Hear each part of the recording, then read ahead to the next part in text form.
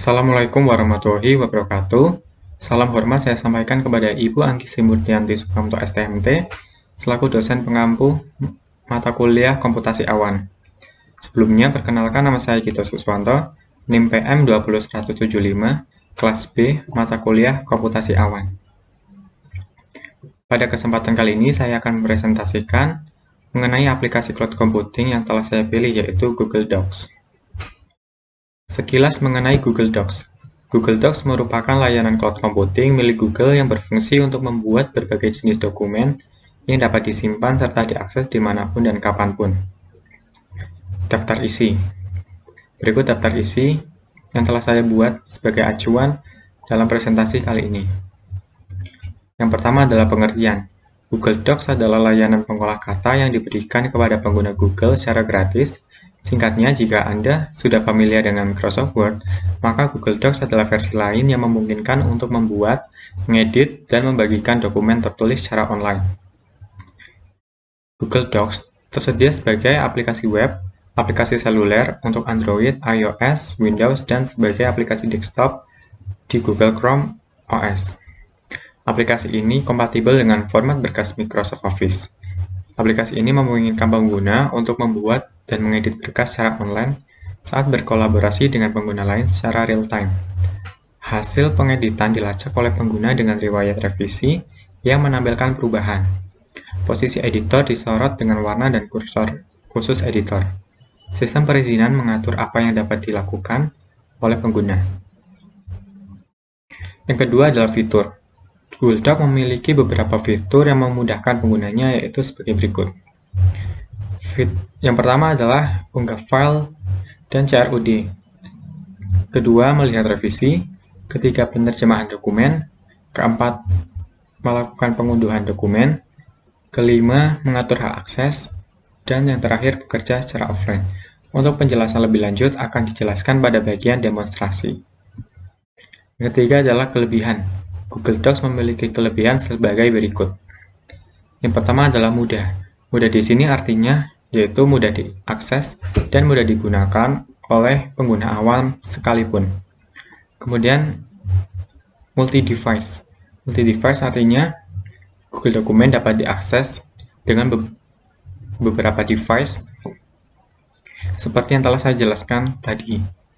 Kemudian real-time collaboration. Real-time collaboration artinya ketika melakukan pembuatan dokumen pada Google Docs dengan bekerja sebagai tim, kita dapat melakukan pembuatan secara real time atau secara live, langsung bisa dapat dibuat sekaligus. Kemudian adalah gratis. Gratis artinya ketika mengakses Google Dokumen, kita tidak diperlukan biaya langganan apapun. Bahkan sudah tersedia template secara gratis.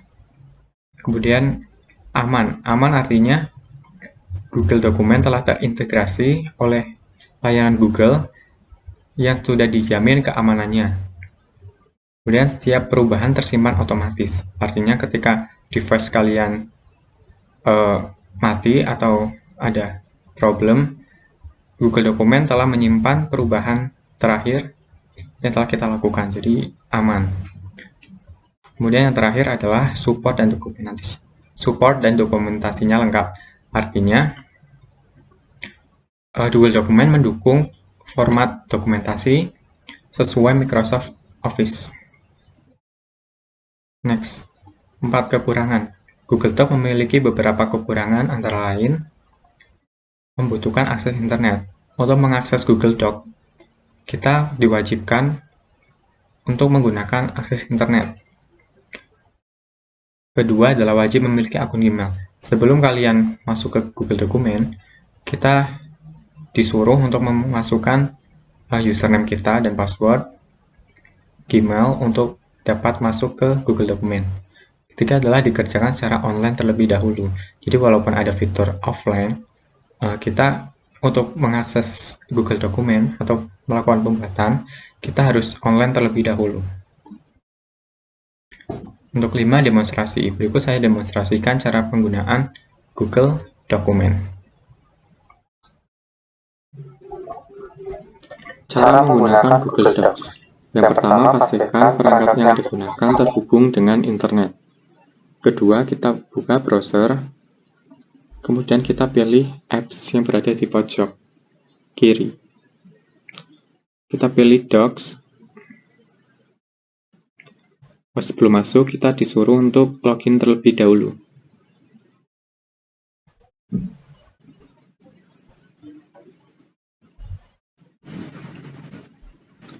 Kemudian setelah masuk, ini adalah tampilan awal dari Google Doc atau Google Dokumen.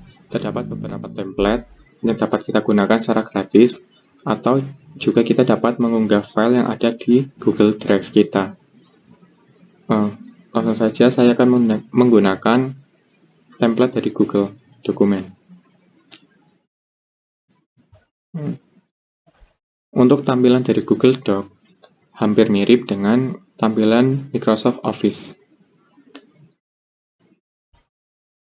Kemudian untuk fitur-fiturnya juga hampir mirip dengan Microsoft Office. Yang pertama adalah kita dapat merubah font. Kemudian kita dapat juga memperbesar font dan membuatnya rata tengah. Kemudian saya akan menjelaskan fitur-fitur yang ada di Google Doc. Yang pertama adalah kita dapat mengunggah file seperti yang tadi saya sudah jelaskan. Kita dapat membuat, membaca, mengedit, menghapus, dan mengunggah file melalui Google Drive. Yang kedua, kita dapat melihat revisi yang telah kita lakukan dengan cara klik terakhir diedit beberapa detik lalu. Di sini terlihat perubahan apa saja yang telah saya lakukan. Kemudian penerjemahan dokumen. Kita dapat menerjemahkan dokumen ke berbagai bahasa dengan cara kita pilih alat dan terjemahkan dokumen. Kita buat salinannya dan pilih bahasa. Saya akan memilih bahasa Inggris.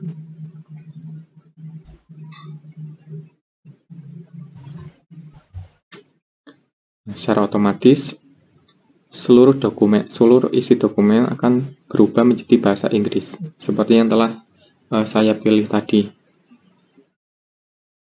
Kemudian fitur mengatur hak akses, yakni memberikan hak akses khusus ketika berbagi dokumen atau bekerja tim. Dengan cara kita klik bagikan, kita dapat memasukkan username teman atau seseorang untuk bisa juga melihat atau mengakses dokumen kita. Contohnya, nah seperti ini. Kita bisa menentukan juga teman saya itu mau menjadi pengakses lihat saja, pemberi komentar, atau editor. Kemudian kita klik kirim. Nah, untuk fitur selanjutnya adalah kita dapat bekerja secara offline. Ketika tiba-tiba koneksi internet kita mati, kita tetap bisa mengedit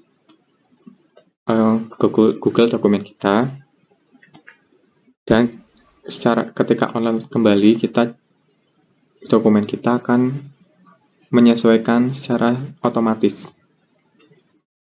Sekian penjelasan cara menggunakan Google Dokumen. Ya, sekian presentasi dari saya. Mohon maaf apabila ada salah kata. Terima kasih. Wassalamualaikum warahmatullahi wabarakatuh.